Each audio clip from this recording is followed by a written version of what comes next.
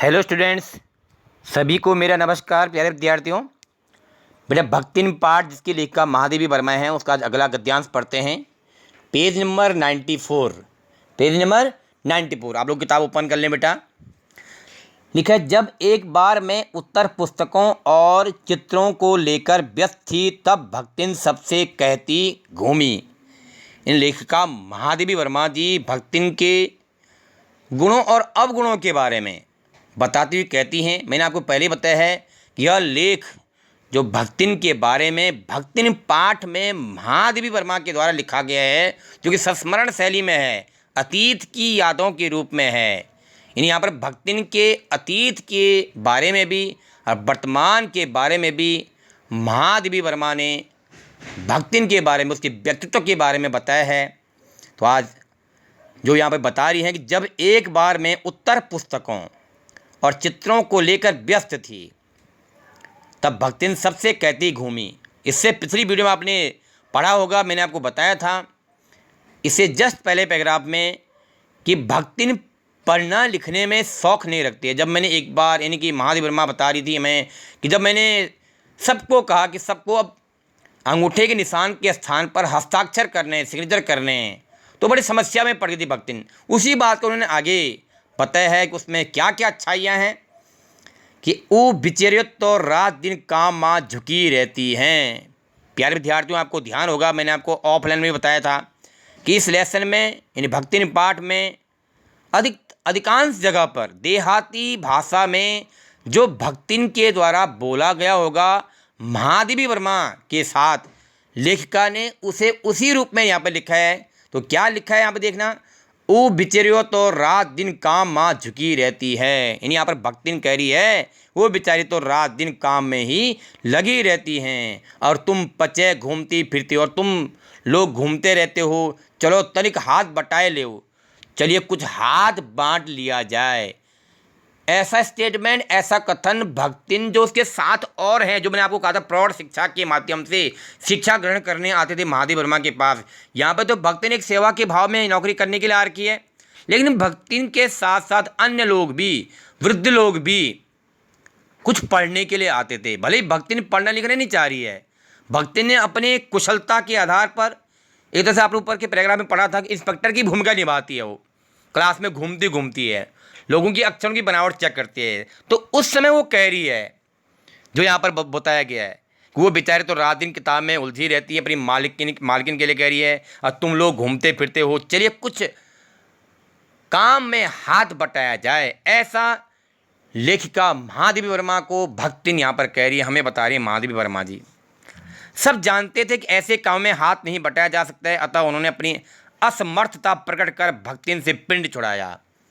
जो वहाँ पर एक तरह से प्रौढ़ शिक्षा के माध्यम से पढ़ने के उद्देश्य से लेखिका महादेवी वर्मा के पास आते, वो ये जान गए कि जो भक्तिन हम पे रौब जमा रही है, कह रही है, ये संभव नहीं है। सबने असमर्थता बोल गए, किसी ने भी समर्थन नहीं दिया और पिंड छुड़ाया, मैंने उससे पीछा छुड़ाया। बस इसी प्रमाण के आधार पर उसकी सब अतिशयोक्तियाँ मानी हाइपरबोल, बात को बढ़ा चढ़ा कर बताना, अमर बेल सी फैलने लगी जैसे आम की बेल फैलती हैं। उसकी मालकिन जैसा काम कोई जानता ही नहीं, इसी से तो बुलाने पर भी कोई हाथ बटाने की हिम्मत नहीं करता। ये भली भांति जानती है भक्तिन की स्वामी जैसा कोई काम करता ही नहीं है, इसलिए हर कोई बुलाने पर भी हाथ नहीं बांटना चाहता, उस जैसा काम कोई कर नहीं सकता है। आगे पढ़ें बेटा। पर वह स्वयं कोई सहायता नहीं दे सकती। कौन? भक्तिन। इसे मानना अपनी हीनता स्वीकार करना है। इसी से वह द्वार में दरवाजे पर बैठकर बार बार कुछ काम बताने का आग्रह करती है। भक्तिन बार बार दरवाजे पर बैठती है और कुछ काम बताने का आग्रह करते, निवेदन करती है। कभी उत्तर पुस्तकों को बांधकर, उत्तर पुस्तक जिस पर लेखिका लिखती है, कुछ आर्टिकल लिखती है, आलेख लिखती है, फीचर लिखती है, कविताएं लिखती है, तुकबंदी करती है।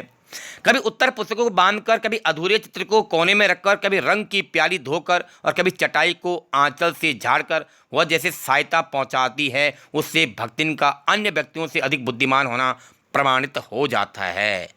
भले ही भक्तिन पढ़ना लिखना नहीं जानती है, पढ़ने लिखने में रुचि नहीं रखती है, लेकिन जो एक कार्य बताए गए हैं, कभी उत्तर पुस्तकों को बांधती है, कभी अधूरे चित्र को पूरा कोने में रखती है, कभी रंग की प्यारी धोती है, कभी चटाई को आंचल से झाड़ती है। इस प्रकार जो कार्य करती है, सहायता पहुँचाने का काम करती है, इससे भक्तिन का अन्य लोगों से यानी दूसरे लोगों से अधिक बुद्धिमान होने का प्रमाण पता चलता है, ऐसा लेखिका में बता रही हैं। पढ़ी लिखी नहीं है लेकिन बुद्धिमान खूब है। वह जानती है कि जब दूसरे मेरा हाथ बटाने की कल्पना तक नहीं कर सकते, तब वह सहायता की इच्छा को क्रियात्मक रूप देती है। इसी से मेरी किसी पुस्तक के प्रकाशित होने पर उसके मुख पर प्रसन्नता की आभा मानी चमक वैसे ही उद्भासित मानी प्रकट होती है, हो उठती है, जैसे स्विच दबाने से बल में छिपा आलोक, आलोक में प्रकाश। डियर स्टूडेंट्स, आपको मैंने क्लास में बताया भी था, जहाँ जहाँ ये लेसन हो गया है पूरा, वहाँ मैंने बताया भी था, एग्जाम्पल भी आपको क्लास में दिया था। जैसे हम स्विच ऑन करते हैं, लाइट जलती है, वैसे ही लेखिका महादेवी वर्मा की कोई किताब अगर छपती है तो भक्तिन को बड़ी प्रसन्नता होती है, उसके चेहरे पर अलग चमक आती है, बहुत हर्ष अनुभव होता है उसे।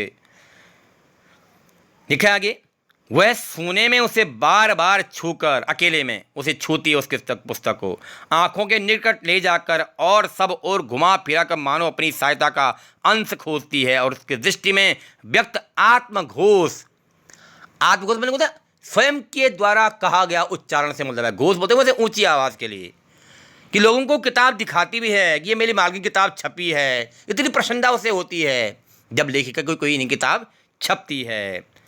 कहता है कि उसे निराश नहीं होना पड़ता। यानी लेखिका महादेवी वर्मा के कहने का तात्पर्य ये है, जब भी उनकी कोई किताब छपती है वो सबको घुमा घुमा कर उस किताब को दिखाती है और बड़ी प्रसन्न होती है। यह स्वाभाविक भी है, किसी चित्र को पूरा करने में व्यस्त में जब बार बार कहने पर भी भोजन के लिए नहीं उठती। मन लेखिका बता रही है, जब मैं किसी चित्र को पूरा करने का प्रयास करती हूँ और बार बार उसके आग्रह करने में भोजन करने नहीं जाती हूँ, मान लो कहती हो कि आइए आप भोजन करिए तब काम करिए, मैं नहीं जाती हूँ क्योंकि मैं काम में व्यस्त रहती हूँ, तब वह कभी दही का शरबत, कभी तुलसी की चाय वहीं देकर भूख का कष्ट नहीं सहने देती। तो उस समय भक्तिन क्या करती है, या तो मुझे तुलसी की चाय दे देती है वहीं पे, या कभी दही का शरबत देती बना करके, ताकि मैं कुछ खाती रहूं, मुझे कुछ कष्ट महसूस न हो, ऐसा भक्तिन करती है। इस प्रकार के स्वाभाविक गुणों के बारे में, यानी भक्तिन के गुणों के बारे में महादेवी वर्मा के द्वारा बताया जा रहा है। आगे पढ़ते हैं बेटा। दिन भर के कार्यभार से छुट्टी पाकर जब मैं कोई लेख समाप्त करने या भाव को छंदबद्ध करने बैठती हूँ, छंदबद्ध मानी कविता का निर्माण करना, कविता लिखना, तुकबंदी करके लिखना, छंदबद्ध यानी वो कविता लिख लेना, कोई लेख लिख लेना, तब छात्रावास की रोशनी बुझ चुकती है। लेखिका बता रही हैं, जब दिन भर का कार्यभार से मैं छुट्टी पा करके कुछ लेख समाप्त करती हूँ, अपनी कविता लिख लेती हूँ किसी भी टॉपिक पे, तब जो हॉस्टल है वहाँ की जो लाइट है बुझ चुकती है, मतलब बुझ जाती है। मेरी हिरनी सोना, हिरनी का नाम क्या है, सोना है। मैंने आपको बताया था क्लास में, फिर दोहरा रहा हूँ, जिन सेक्शन में ABC में जहाँ ये लेसन ख़त्म हो गया है वहाँ मैंने बताया था, समझाया था, क्योंकि कुछ पेट एनिमल्स हैं, पालतू जानवर भी हैं महादेव वर्मा के घर में। नाम बता रहे हैं यहाँ पे, हिरनी सोना। हिरनी क्या है, सोना नाम है उसका। तख्त के पैताने फर्श पर, मतलब जिस ओर पैर होते हैं जब हम सोते हैं उस पर बैठकर पागुल करना बंद कर देते हैं। पागुल बोलते जुगारी। मैंने आपको बताया था कि जानवर जो है जुगारी करते हैं ताकि उनके खाना डाइजेस्ट हो जाए। कुत्ता बसंत, कुत्ते का नाम क्या है, बसंत। छोटी मचिया पर पंजों में मुख रखकर आंखें मूंद लेता है। मैंने आपको प्रैक्टिकली समझाया था क्लास में, जिस पोजीशन में कुत्ते बैठते हैं। मचिया चारपाई के लिए बोला गया है। और बिल्ली गोधुली नाम है, ये गोधुली उसका, मेरे तकिए पर सिकुड़ कर सो रहती है। उनके क्रियाकलाप के बारे में भी भक्तिन के साथ साथ उनके किनके क्रियाकलाप, जो पेट एनिमल्स हैं, पालतू जानवर महादेवी वर्मा के घर में हैं, उनके क्रियाकलाप के बारे में भी महादेवी वर्मा के द्वारा हमें बताया गया है। पेज पलटे बेटा आप लोग, पेज नंबर 95, पेज नंबर 95। पर मुझे रात की निस्तब्धता, शब्द क्या है, निस्तब्धता बोलते हैं सन्नाटा, सुनसान। पर मुझे रात की निस्तब्धता में अकेले न छोड़ने के विचार से कोने में दरी की आसन पर बैठकर बिजली की चकाचौंध से आंखें मिचमिचाती हुई भक्तिन प्रशांत भाव से जागरण करती है। कितनी अच्छे शब्दों के माध्यम से वजनदार शब्दों के माध्यम से भक्तिन के गुणों के बारे में महादेवी वर्मा हमें बता रही हैं। आप देख लेंगे रात का सन्नाटा है, मुझे अकेले नहीं छोड़ सकती है भक्तिन, इसलिए कोने में दरी पे आसन बिछा रखा है। अब बिजली की चकाचौंध चमक है उसकी आंखों में, अभी भी आंखें मिचमिचाती हुई भक्तिन प्रशांत भाव से जागरण करती है, माने जागी हुई रहती है भक्तिन। वह ऊँगती भी नहीं है, यानी उसे हल्की सी नींद भी नहीं आती है, क्योंकि मेरे सिर उठाते ही उसकी धुंधली दृष्टि मेरी आंखों का अनुसरण करने लगती है। जैसे मैं कहीं सिर उठाती हूँ, मुझे कहीं नज़र दौड़ानी होती है, तो तुरंत मेरी आंखों का अनुसरण करती है। मैंने जिस ओर मैं आंखें निहारती हूँ, किताब की ओर, कॉपी की ओर, तो तुरंत ही वो मेरा अनुसरण करती है, वही फॉलो करती है कि हाँ आपको कुछ किताब चाहिए, कलम चाहिए, पेपर चाहिए, ऐसा लेखिका में बता रही हैं। यदि मैं सिरहाने रखे रैक की ओर देखती हूँ, प्यारे विद्यार्थियों मैंने आपको क्लास में समझाया था पुराने टाइम पे कैसे रैक बनाए होते थे, जैसे लोहे के कील गाड़ देते थे, एक तख्ती रख देते थे लंबी, उसी से रैक बन जाता था, जो आजकल मॉडर्न टाइम पे स्लिप, जो हम स्लिप बोलते हैं स्लिप, तो उस समय तख्ते के रैक होते थे। वो है उठकर आवश्यक पुस्तक का रंग पूछती है। अगर मैं अपने सिरहाने जहाँ मैं सिर करके सोती हूँ उस रैक की ओर देखती हूँ तो तुरंत ही वो उठती है और उस पुस्तक का रंग पूछती है, क्योंकि उसे पढ़ना लिखना नहीं आता, वो कलर पूछती है, कौन सी कलर की किताब चाहिए आपको। यदि मैं कलम रख देती हूँ तो वह स्याही उठा लाती है, और यदि मैं कागज़ पर एक और सरका देती हूँ तो वह दूसरी फाइल टटोलती है। अर्थात मेरे इस प्रकार के क्रियाकलाप को देखते हुए, क्रियाकलापों को देखते हुए मुझे किस चीज़ की आवश्यकता होती है लेखन कार्य में, इसको भक्तिन तुरंत मेरे इशारों से समझ जाती है और तुरंत मेरे पास मेरी सहायता के लिए तत्पर रहती है, तैयार रहती है। आगे पढ़ते हैं बेटा। बहुत रात गए सोने पर भी मैं जल्दी ही उड़ती हूँ, और भक्तिन को तो मुझसे भी पहले जागना पड़ता है। सोना उछल कूद के लिए बाहर जाने को आकुल रहती है। आकुल मानी व्याकुल। फिर वही जो हमने एक पैगला पहले पढ़ा था, सोना क्या है? हिरनी का नाम है। यहाँ पर लेखिका में बता रही हैं कि जो सोना है वो उछल कूद के लिए बाहर जाने के लिए तैयार रहती है, व्याकुल रहती है। बसंत, बसंत क्या है? कुत्ते का नाम है, जो उनके पालतू जानवर, किनके? महादेवी वर्मा के घर में नित्य कर्म के लिए, माने बाहर जाने के लिए, सुबह फ्रेश होने के लिए दरवाज़ा खुलवाना चाहता है। और गोधुली, गोधुली क्या है? बिल्ली का नाम है। चिड़ियों की चहचहाट में शिकार का आमंत्रण सुन लेती हैं। जैसी चिड़िया चहचहाती हैं मॉर्निंग में, वैसे ऊपर शिकार का अनुसरण, मानी शिकार करने के लिए तैयार रहती है, अपनी भूख को शांत करने के लिए। तो लेखिका महादेवी वर्मा भक्तिन के गुणों को बताते हुए यहाँ पर अपने जो पालतू जानवर है घर में, उनके भी क्रियाकलाप इन दो पैराग्राफ में हमें बता रही हैं या बताए हैं। आगे बेटा ध्यान दे। मेरे भ्रमण की भी एकांत साथिन, एकांत मैंने अकेले से मतलब है, साथ में साथ देने वाली भक्तिन ही रही है। लेखिका महादेवी वर्मा बता रही हैं कि जो मेरा शैक्षिक जीवन है, भ्रमण है, जीवन रूपी यात्रा है, जो मेरा प्रोफेशनल लाइफ है, उसकी जो साथी है, एकांत में साथ देने वाली है, वो भी भक्तिन ही है। बद्री केदार आदि के ऊंचे नीचे और तंग पहाड़ी रास्ते में जैसे वो हट करके, माने जिद करके मेरे आगे चलती रही है। मतलब ऊंचे ऊंचे बद्री केदार धाम भी हैं, बद्रीनाथ केदारनाथ धाम भी हैं। कहने का तात्पर्य यह है कि जितने ऊंचाई पर वो धाम हैं, अगर ऐसे कोई तंग रास्ते हैं मेरे जीवन में, वो हट करती है, मेरे साथ आगे आगे वो चलती है। यानी जितना धार्मिक स्थानों की ऊंचाइयां होती हैं, कठिन रास्ते होते हैं, उन रास्तों पर भी मेरे आगे आगे भक्तिन ही चलती है। आगे लिखा है, वैसे ही गांव की धूल भरी पगडंडी, पगडंडी बोलते हैं कच्चा रास्ता, पर मेरे पीछे रहना नहीं भूलती। और गांव का अगर कोई कच्चा धूल भरा हुआ कच्चा रास्ता है, वहाँ पर वो मेरे पीछे पीछे चलती रहती है। मतलब मेरे जीवन में हर समय मेरा साथ निभाती रहती है। कौन? भक्तिन। किसी भी समय कहीं भी जाने के लिए प्रस्तुत होते ही मैं भक्तिन को छाया के समान साथ पाती हूँ। कोई भी समय हो, कहीं भी जाना हो, मैं हमेशा भक्तिन को अपने साथ छाया के समान पाती हूँ, महसूस करती हूँ। जिस प्रकार व्यक्ति के साथ उसकी छाया चलती है, उसी प्रकार भक्तिन मेरे साथ मेरे जीवन में हर कदम पर चलती रहती है। ऐसा महादेवी वर्मा हमें बता रही हैं भक्तिन के व्यक्तित्व के बारे में। आगे पढ़ते हैं बेटा। अब थोड़ा सा नया प्रसंग बताया कि महादेवी वर्मा यहाँ पे, युद्ध को देश की सीमा में बढ़ते देख सब लोग आतंकित हो उठे, तब भक्तिन के बेटी दामाद उसके नाती को लेकर बुलाने आ पहुंचे। बहुत पुराना लेख है ये। उस समय अगर देश की सीमा पर युद्ध हो रहा होगा तो देश की सीमा जब युद्ध बढ़ रहा था तो लोग आतंकित मानी भय से कांप उठे थे, डर गए थे। तब भक्तिन के कौन कौन आगे, बेटी दामाद आ गए, उसके नाती को लेकर बुलाने आ पहुंचे, पर बहुत समझाने बुझाने पर भी उनके साथ नहीं जा सकी। मैंने कहा था नया प्रसंग यहाँ पर बताया महादेवी वर्मा ने। जब देश की सीमा में युद्ध बढ़ता हुआ गया तो लोग आतंकित हो गए, डर गए, तो उस समय भक्तिन की बेटी दामाद और उसके नाती को लेकर उसके साथ बुलाने आ पहुंचे। किसको बुलाने?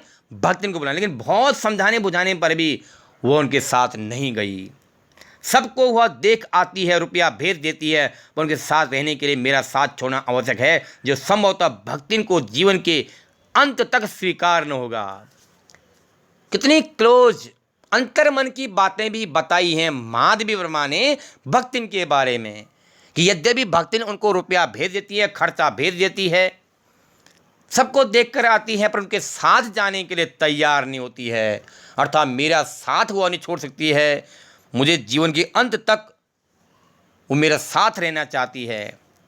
जब गत वर्ष होते विगत वर्ष, एक समय पहले, एक साल पहले, जब गत वर्ष युद्ध के भूत ने वीरता के स्थान में पलायन वृत्ति जगा दी।